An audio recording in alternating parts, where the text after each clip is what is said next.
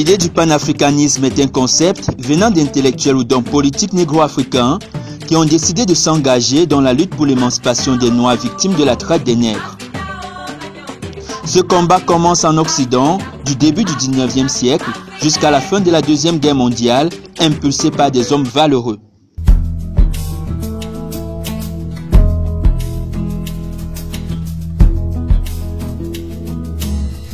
Cent ans dans la peau de l'esclave, et juste après 100 ans de plus. Chercher des miettes sous les tables, avant que les blancs... Avocat et écrivain britannique, Henry Sylvester Williams fut un actif partisan du mouvement panafricain. En 1900, il convoque une conférence à Londres contre, selon lui, l'accaparement des terres coutumières par les Européens. C'est cette conférence qui met pour la première fois à la mode le mot panafricanisme. C'est eux qui ont fait, eux qui ont fait. Durant toute la moitié du XXe siècle, Webb Du Bois fut l'un des principaux intellectuels et activistes noirs américains. C'est dans cette optique qu'on lui attribue le titre du père du panafricanisme. En février 1909, il contribua à la création de la National Association for the Advancement of Colored People, qui est une organisation chargée de défendre les droits des minorités aux États-Unis. À partir des années 1940, il affiche sa sympathie pour les thèses communistes, ce qui lui vaut d'être surveillé par le FBI. Après une vie difficile aux États-Unis, il immigre au Ghana, dont il prend la nationalité et où il meurt en 1963. Au bout de l'immense voyage. Edward Wilmot Blyden et Joseph Atenor Firmin sont des négro-africains qui ont œuvré eux aussi pour le panafricanisme. Mais Marcus Garvey reste le plus remarquable après Webb Du Bois. Marcus Mosiah Garvey est un leader noir jamaïcain du XXe siècle.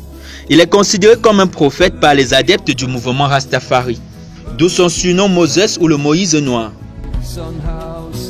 Précurseur du panafricanisme, il s'est fait le chantre de l'union des Noirs du monde entier à travers son journal The Negro World et le promoteur obstiné du retour des descendants des esclaves noirs vers l'Afrique, ce qu'on appelle le Back to Africa.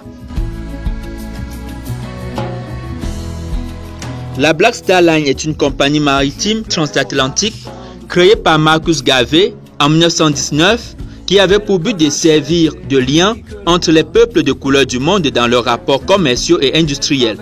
Elle fut entièrement financée par la souscription et l'émission d'actions acquises par des personnes noires ordinaires attirées par l'idée d'une nation nègre indépendante conceptualisée par Garvey. La mise en route de la Black Star Line constituait le couronnement de son action et laissait entrevoir ce qu'une nation noire unie pouvait effectivement accomplir sous l'influence d'un leader entreprenant et créatif. Quelque temps plus tard, il est emprisonné.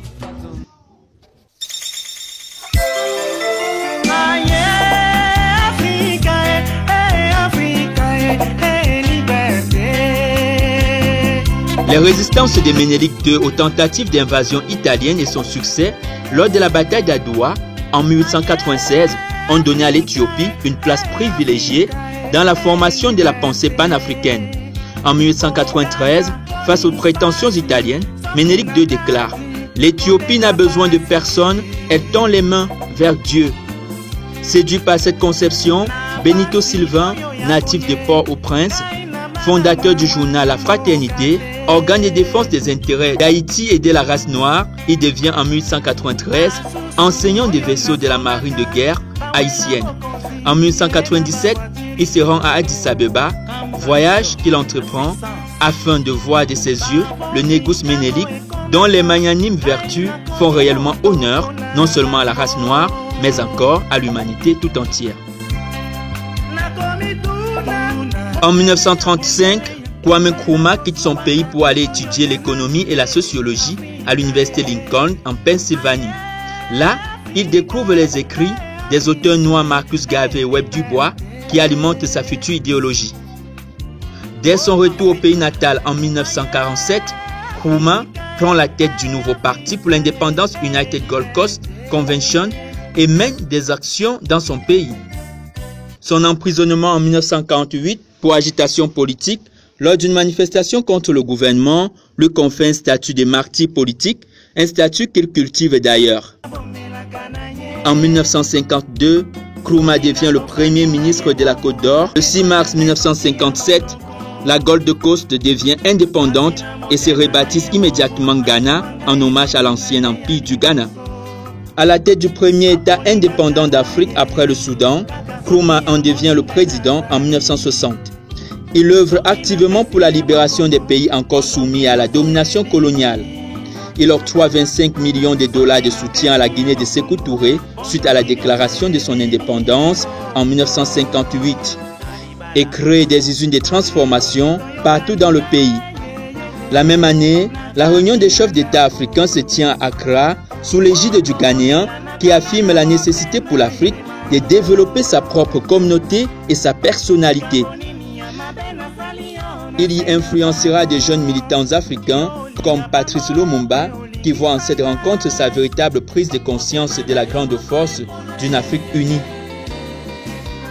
La politique extérieure de Nkrumah est tout entière dédiée à la construction de l'unité africaine qu'il pense comme une fusion organique d'États indépendants et non comme leur simple coopération. Grâce à ses pensées, Nkrumah est considéré comme le père du panafricanisme en terre africaine. Le panafricanisme se vit de nos jours à travers les exploits des ressortissants du continent noir.